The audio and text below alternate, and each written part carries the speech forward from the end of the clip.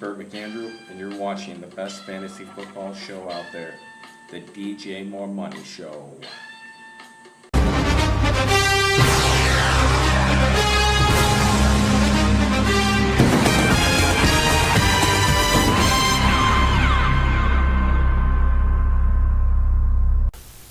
Hey, what's up everyone? It's your Vice League Commissioner, Alex Mahamney, coming to you once again for this Week 6 installment of the Mo Money Tonight Show.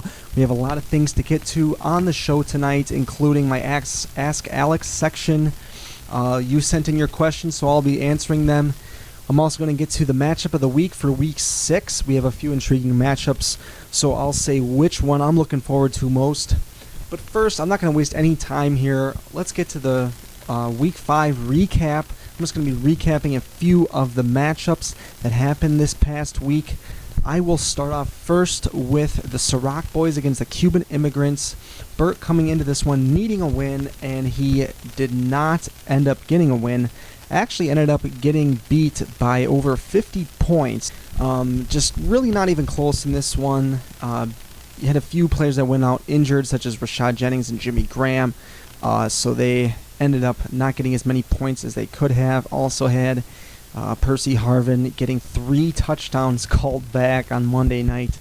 Not sure if he still would have won even if those had fell his way, but you never know. On my side, he had Matt Forte, just an absolute stud, and who else would he put up monster numbers against besides his former owner, Burt McAndrew?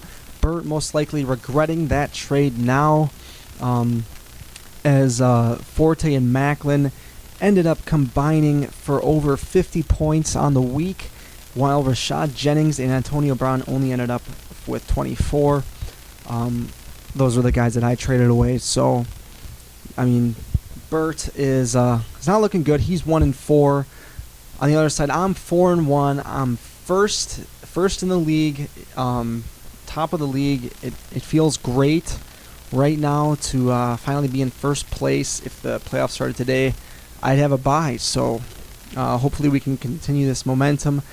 And then Burt, 1-4, it's not looking too good. Let's see what he has to say on the subject. Hi League, this is Burt McAndrew, owner of the 1-4 Cuban Immigrants. Alex requested that I send in a video with reaction and feelings toward the butt kicking he gave me, and I reluctantly said fine. He also wanted to know if there are any major changes or plans for my team being 1-4 and getting off to basically a horrendous start. To kick it off, my reaction and feelings toward Alex's butt kicking of my team doesn't surprise me. I mean, going into the matchup, I thought it'd be a tight one, but I was optimistic I'd pull it out. But by the end of it, I wasn't surprised how bad I was getting my butt kicked.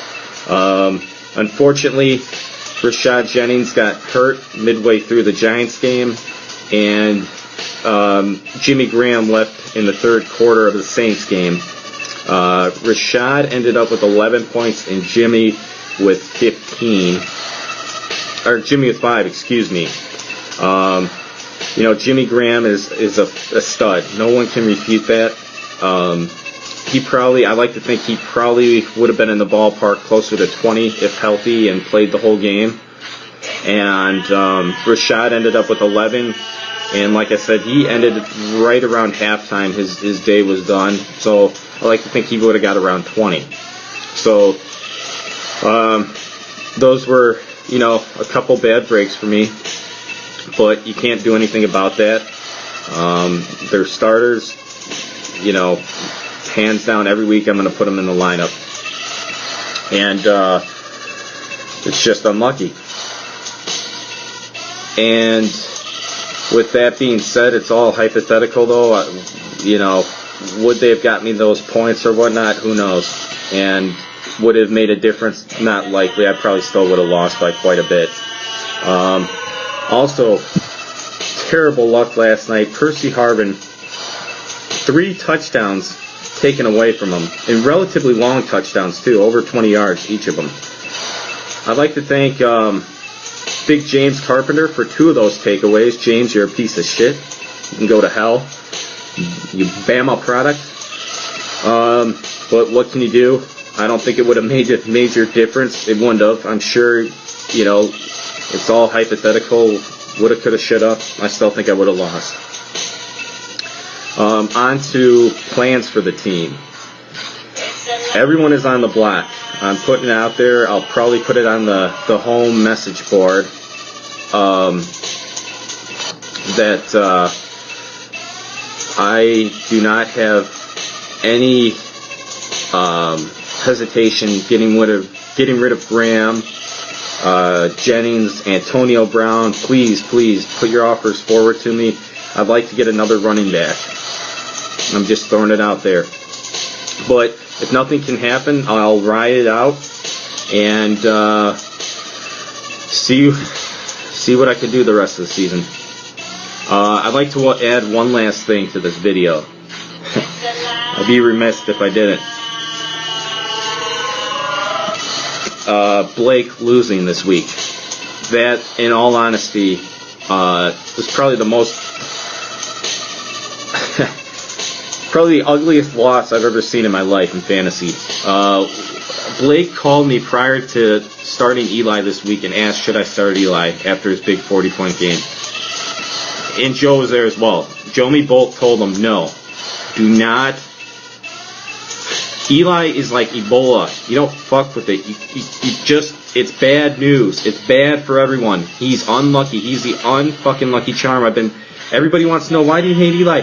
He'll screw you over. He is worthless. Literally, he is worthless. I mean, he's only a few steps above Ponder. He's so finicky with points, and he's bipolar. He'll drop 40 and then 4 the next week.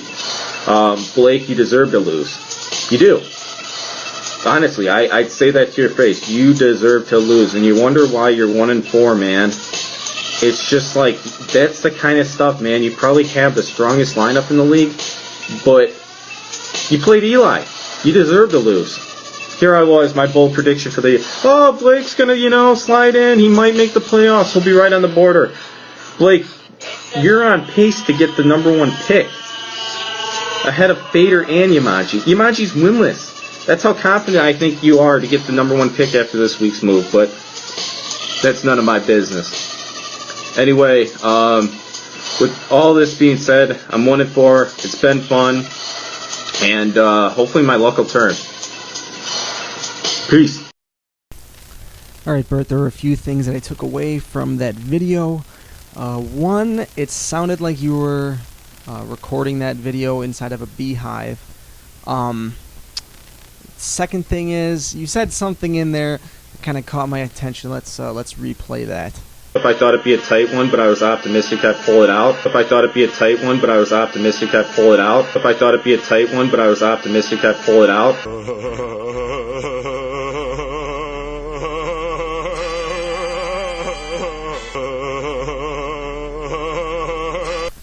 But overall, very fair reaction from Bert. He's 1-4, so he's going to have to go on a run here. Also ripped on Blake, which, don't worry, I will get to later, trust me. Next up, we have John Hakuna Matata, a.k.a. The Faggot, a.k.a. Andrew Fader, playing against Nate Berrialt. Who would have thought? Fader giving Nate his first loss of the year. Nate did not have a good week. Alfred Morris and Victor Cruz in particular, not putting up huge numbers, so that hurt him. And Fader did not have an amazing week by any means, but he got enough points to get the win in this one. Monte Ball and Steve Smith did not have great performances by any means, but he had the Packers defense, which I'm sure a lot of the league members ran to see if they could pick him up in free agency once it was announced that Ponder was starting on Thursday night. Turns out Fader had him the whole time, and he started him, and it was a good decision because they got 22 points, got a few turnovers, a touchdown. It was a solid performance from the Packers defense, and he also had Aaron Rodgers, who still put up 26 points, even though he didn't even play the final fourth quarter. So yeah, Fader got the win in that one. Next matchup was a high-scoring affair. The two highest-scoring teams from this week were in one matchup, and that was Yamaji against Dan. once again, Yamaji can't catch a break. He's 0-5 now, the former league champion. It's not looking too good for him. Dan, on the other hand, he's 4-1, top of the division, has the biggest division lead of any division in the league. Even with Ben Roethlisberger as his starting quarterback, he's still managing to put up points, mainly because of Arian Foster and Marshawn Lynch, who Bub so kindly gift-wrapped for him before the season. But he also got a huge night from Eddie Lacy, who has been struggling thus far this season, but Eddie Lacy putting up 32.2 points this week. And on the other hand, you have Yamaji, who got a very good performance out of pretty much everyone on his team, but Peyton Manning in particular putting up 44 points. So Yamaji still winless, trying to get a win any way he can. I'm not sure when it's going to happen, but he's the only winless team left in the league, and I'm praying for him. The next matchup was Tom against Steve. This one was a very low-scoring affair. Tom with the least amount of points against in the league, getting the win despite scoring 109 points. And he can thank Calvin Johnson for that. Calvin Johnson has not been really doing anything this season. I mean, first week he had a great week, but outside of that, nothing. I mean, for going into the year, the number one receiver, maybe two, I don't know if you like Dez Bryant, but Calvin Johnson, number one top receiver, not putting out those type of numbers. So Steve dropping to 2-3. He's not in too much trouble yet, but with Nate in the division at 4-1, he's gonna have to gain some ground here. The next matchup that I wanted to get to was the matchup of the week, which was the Week 5 matchup of the week, which was Joe against Brandon. Joe ended up winning this one. He won 137.5 to 105.5. And, Joe, Le'Veon Bell on his team, getting him the third overall pick in the draft was a great decision. Finally got good points out of Alshon Jeffrey, Kendall Wright as well. Great start in the flex right there. And then on the other side you have Brandon, who's 2-3. Has been struggling with this name change. He used to be Aladdin last year, now he's Stenzel Washington. I'm not too sure it was the best decision as far as luck goes. As you know, it's all about a good name in the league, a good team name. That's why I've been pretty successful over the past 2 seasons, naming my team the Ciroc Boys. It pretty much all depends on your team name, and I think that Brandon has finally figured that out.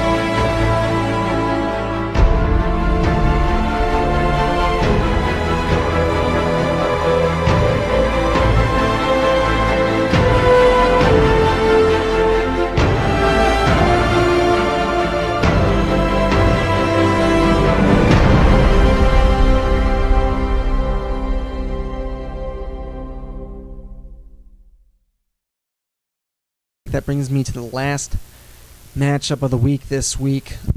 It was Blake Montana against T-Rock's team, a divisional matchup, and this was probably the most epic matchup in our fantasy football league history.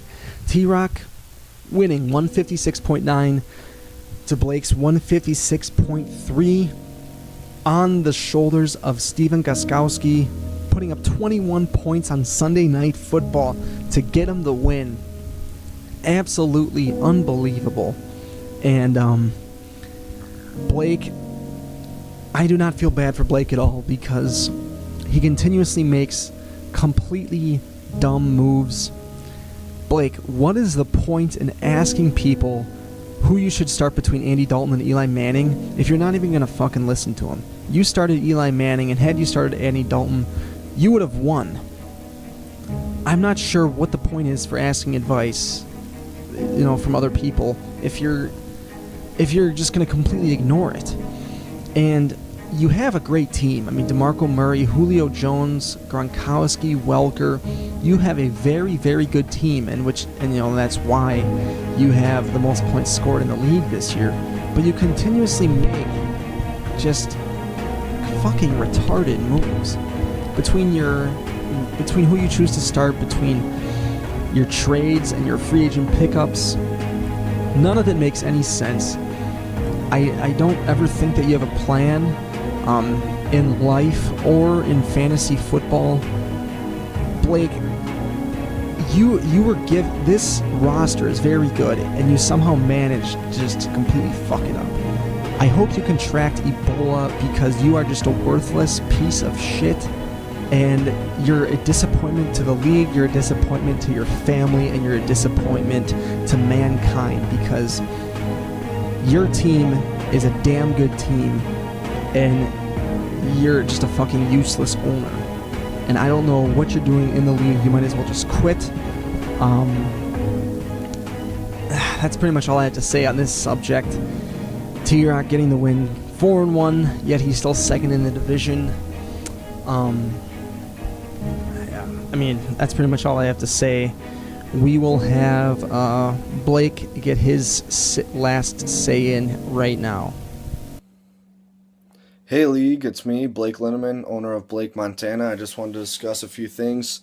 First off, this last loss had me on suicide watch, similar to Joe last week.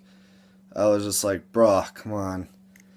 If I would have started my guy Dalton, I would have won. So now I learned my lesson. So some moves that I'd like to make, possibly I'll probably make a few trades by the end of the season. I wouldn't be surprised. I wouldn't put that past anyone, me making a trade, But definitely Eli Manning, he's on the trading block. He's just gone. And there's also some other people I'll probably trade. But for the most part, if there's one thing that I learned also is it's just don't panic. I mean, I've put up probably the most points in the league for the most part. I haven't checked it today. I knew I was top 5 heading into the week. So just basically don't panic, get rid of Eli Manning. And I got to play better defense, man. Everyone going up against me has been putting up major points. That's why my record's 1-4. So, but other than that, enjoy the video. Throughout my next 5 games, I am guaranteeing that I will not be 1-4 throughout these next 5 games.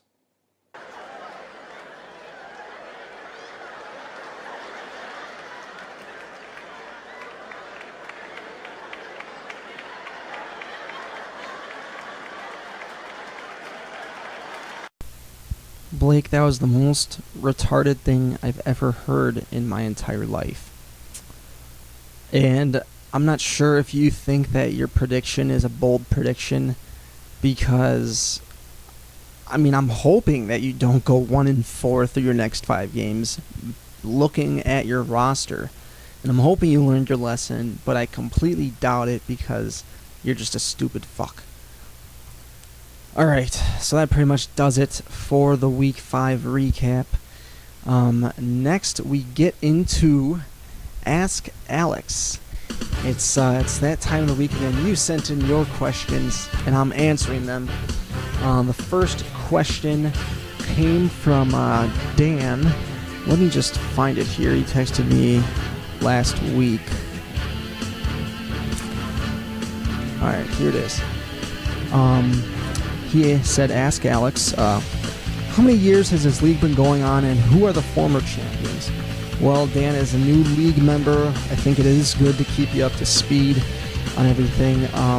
This league has been going on for a few years now. However, after Joe and I discussed it, the official start, where we're actually starting to keep track of everything, was 2 years ago, which Tom won the league.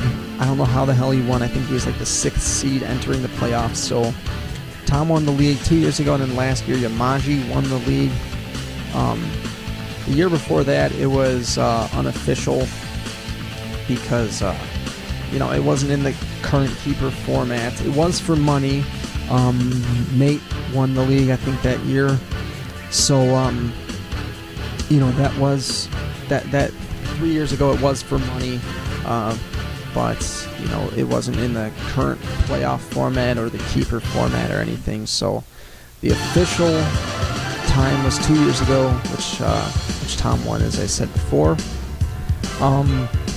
Another suggestion, or two suggestions, that you had said were a couple things, but didn't you guys used to have power rankings also in a league I commish? I show the average overall final place, so you add up the place you finished in year 1 plus year 2, etc., then divide by years for everyone. Just a cool way to show everyone's overall rankings, which I agree with, which is why I put together the overall standings from the past 2 seasons. This is not including this season, and it is also not including 3 years ago. This is just the past 2 years, the only 2 official years. Starting off in last place, we have Blake Lindemann, who finished in an average spot of 10.5. Really no surprise there. Blake just a complete idiot for both years, and it looks like he's heading in that direction this year as well. Tied with Blake was Bader, who also finished in an average position of 10.5. Coming in at number 10 was Bub, who finished in an average position of 9.5 over the last 2 years. 9th was Joe Evangelist, who finished in an average position of 9th. In 8th place, it was Bert, who finished 7th, an average of 7th. Next was me, who was also 7th. However, due to points for both years, I got the tiebreaker over Bert. In 6th, it was T-Rock, who I think he finished like 7th one year and 5th the other year. So 6th is where he falls. Nate, he got in 2nd 2 years ago, and last year he finished towards the bottom of the league, so he finished in an average overall place of 5th. Brandon finished in both years as 4th place, so he's number 4. Tom won it 2 years ago, and it was in the middle of the pack last year, so he's 3rd. Tied with Tom was Yamaji at 3.5. Yamaji won the league last year and made the playoffs the year before. And first overall was Steve. However, Steve is the only one of the top 3 that has not won yet. He's like the Buffalo Bills in the 90s, consistently, getting to the Super Bowl, but we're far into the playoffs and just choking. So maybe this year, Steve's year, who knows? And then the other part of that question, Dan, was the power rankings, which I will also give to you right now. I guess I'll start with last and work it up to first. These are the power rankings as of right now. They're not the standings. I'm not just going to list off standings. They're the power rankings who I feel are the best teams in the league, in this order, and kind of how I see the rest of the season going for them. In last place, I'll start with Blake. even though he's first in points for, I'm just going to give him last place because it's Blake, and that's really all of the reasoning you need for that one. In 11th, I am going to go with Holden Smith's Bomb Squad, Brad Yamaji. He's 0-5. He's put up decent numbers, but I just can't give him any higher than that until he gets a win. 10th was Fader. He's 2-3. I think he's gotten 2 straight wins now. So, I mean, I still don't see him being a huge threat down the road. 9th is Sandusky's Boys. Even though he's 3-2, I think he's like 10th or 11th in total points for.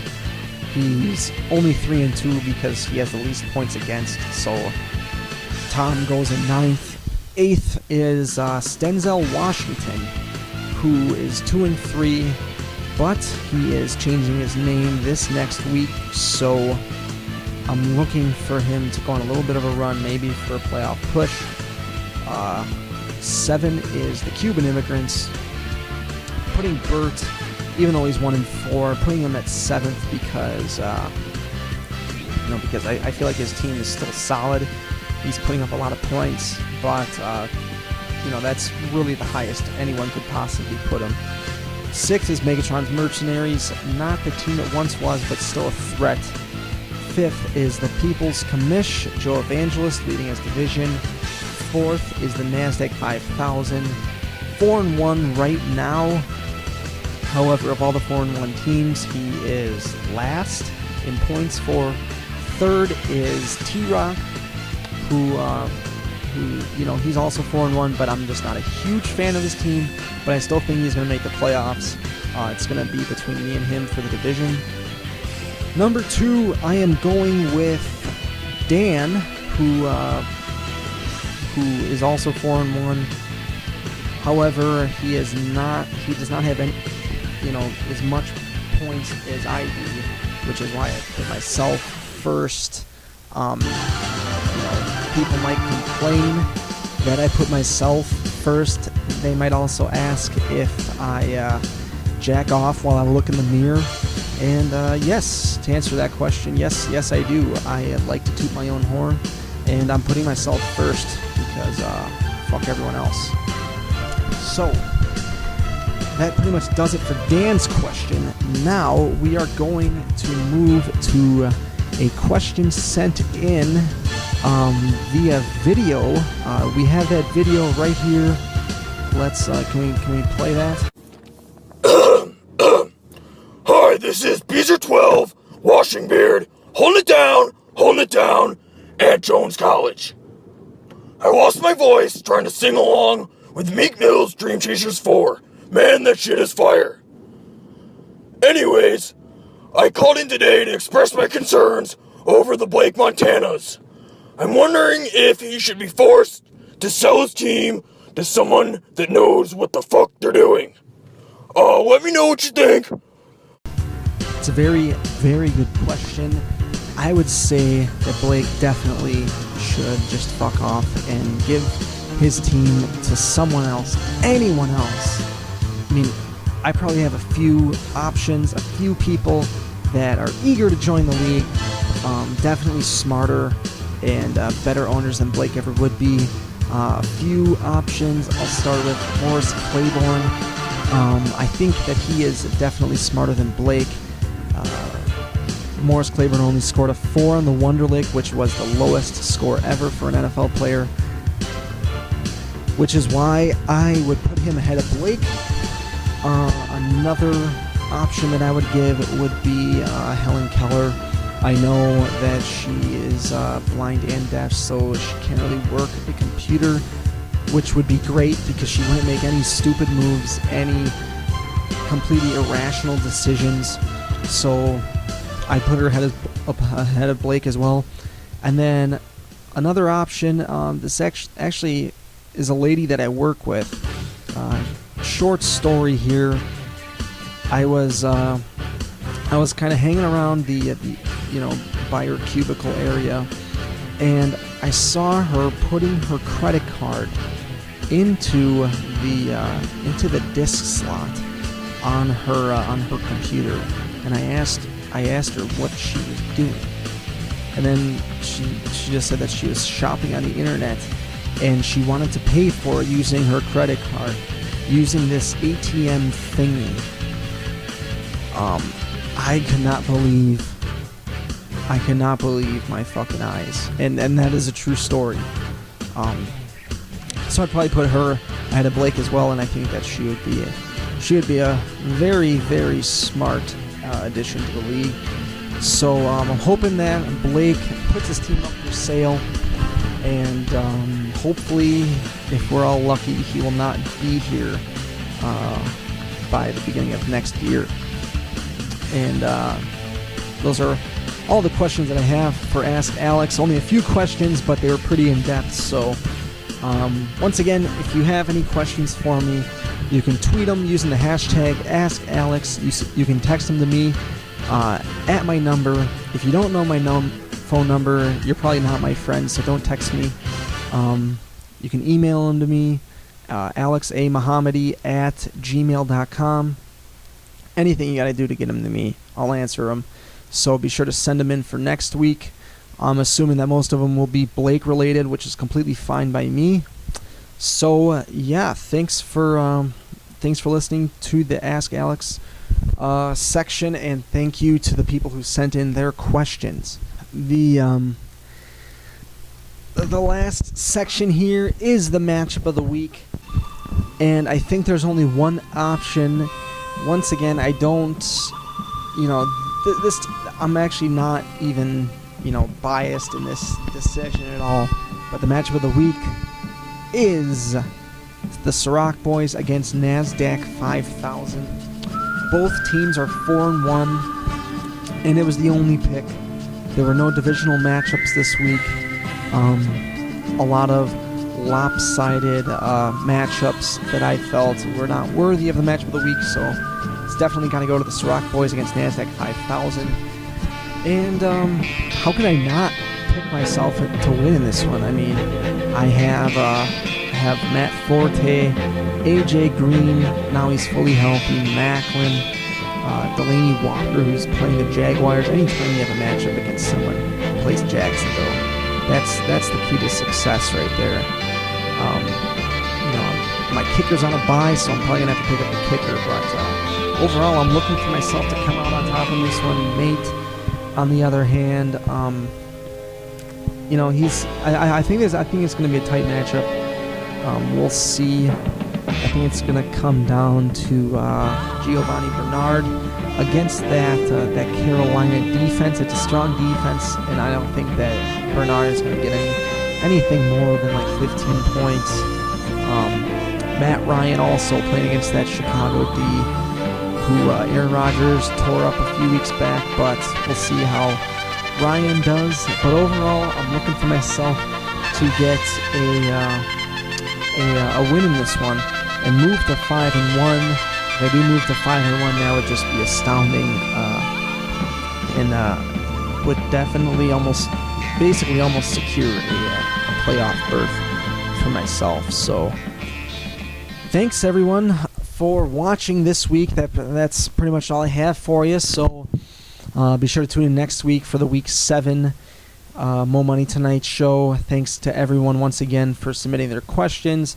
Thanks to those who submitted videos as well. If you have a video ever, another thing I want to add, if you ever have a video or ever have something that you want to say on the show, just send me a video, film it on your phone, and send it to me. That's what everyone else does. So feel free to just do that whenever you feel like it. If you got something to say, if you want to voice your opinion on something, just send it to me and I'll put it on the show. So yeah, if you got anything to say for the next week, be sure to send it to me. Any questions, send them to me. I love the feedback. I like to make this an interactional show. So thanks once again to everyone for watching, and we will see you next week.